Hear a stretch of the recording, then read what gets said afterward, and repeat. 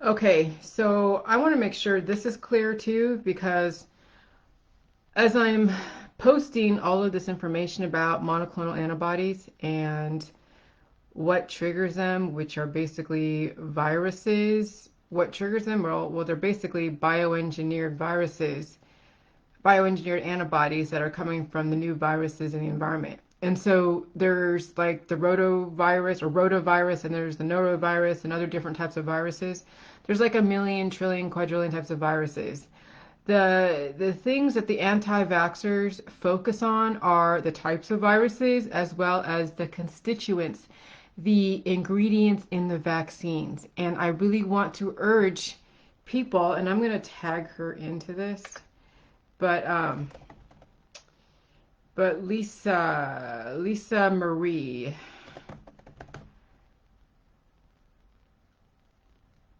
Okay, second. Lisa, here we go. Lisa Marie.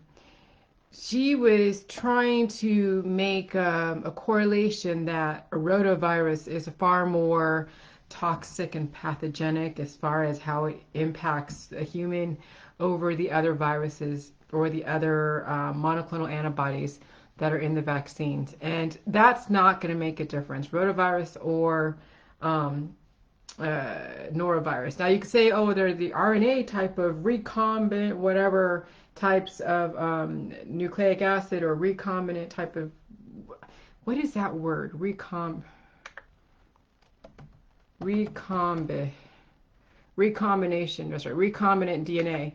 They're worried about like the viruses that or the monoclonal antibodies that are induced or is from recombinant DNA, which is DNA that has been formed artificially by combining constituents from different organisms.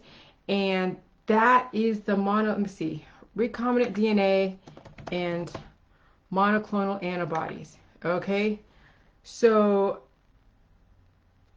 there you go. Recombinant antibodies. An overview of recombinant antibodies, rAbs, are monoclonal antibodies, which are generated in vitro using synthetic genes, unlike monoclonal antibodies, mAbs, which are produced using traditional hybridoma-based technologies. rAbs does not need hybridomas in animals in the production process.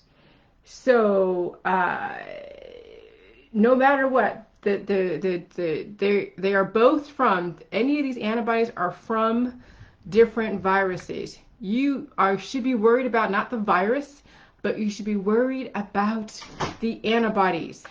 Oh my gosh, my dog. Hold on. Oh, okay. Sugar. Stop. Don't do that. You can't do that. Okay, hold on. Okay. Love you too, sugar. All right. So anyways, so I'm going to paste this here so you understand that you need to worry about the antibodies, not the viruses. Viruses are just evolution. It's the antibodies that the anti-vaxxers are having an issue with because their kids have predispositions, their kids have a lot of antibodies inherited from their parents, the mom and the dad. The parents that are getting exposed to these monoclonal antibodies and recombinant antibodies, they are having adverse reactions, trying to evolve, and their body is not letting them because they're not taking care, they're not bringing the right chemistry. The thing that you have to understand is that the antibodies are the reasons why you're having issues. It's not the virus. Viruses are good things. They're part of your microbiome. It's how they are impacting your antibody production, your immune system. Okay? And so don't get caught up in the different types of viruses. Get caught up in the fact that you have so many antibodies in your body that you're not releasing. And then what the anti-vaxxers do is when they get an adverse reaction or they get some kind of evolution process like a symptom, then they go take their colloidal silver, their elderberry syrup, their kombuchas, their apple cider vinegars, all their different home remedies, and try to suppress the healing process, try to suppress evolution.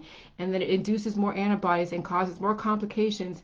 And then the next generation gets more exotic diseases because they have not addressed their initial issue, which is the amount of antibodies they are holding inside their body causing more glitches. And they're not bringing the right chemistry. Okay? So this is for Lisa Marie. Don't worry about rotavirus versus norovirus. Don't worry about all the different types of viruses that the anti-vaxxers are focusing on. Worry about the amount of antibodies you are inducing on a continuous basis, not releasing the excess. And initially, you know, a couple years ago, I was targeting the anti-vaxxers because if you're not going to do a vaccine, you got to be able to regenerate. You must be able to regenerate, release the excess, and be able to overcome all of your issues and not worry about the vaccines, okay? Because no matter what, you're going to be exposed to a virus, but you have to be able to adapt and assimilate to the new environment. But anti-vaxxers are being led by the holistic industry with all of their strategic placements when they know you don't like big pharma and you don't want all the prescription drugs, you don't want the vaccines, so there they are. They strategically place themselves to catch you with all of their remedies, their MLMs, their probiotic shakes, and all of their different, you know, keto diets and whatever else, as well as other antibiotic type of remedies that will compound their antibody inducement. And so, you know, this is what you must focus on is the amount of antibodies, and then you have to be able to release the excess and regenerate simultaneously. It's not about the rotavirus versus the norovirus, okay? It's about recombinant antibodies versus monoclonal antibodies and just how they are being triggered, what the difference between the two antibodies, but even then it doesn't matter. You want to release the excess, okay? You want to release the excess antibodies and regenerate your cells at the micro level so you don't have to keep trying to evolve and feeling the pain.